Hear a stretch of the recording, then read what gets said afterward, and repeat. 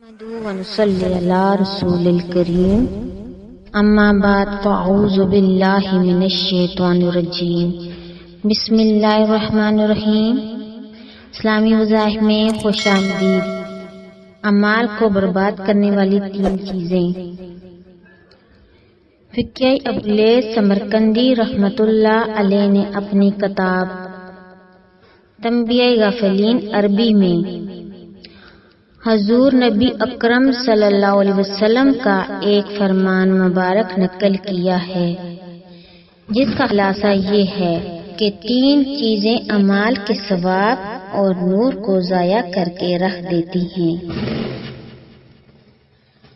Number 1 جھوٹ، number 2 چغلی، number 3 کسی کے 70 یعنی پردہ والی جگہ کو دیکھنا، کیونکہ یہ چیزیں برائی کی جڑ کو اس طرح سیراب کرتی ہیں جیسے پانی درخت کی جڑ کو سیراب کرتا ہے۔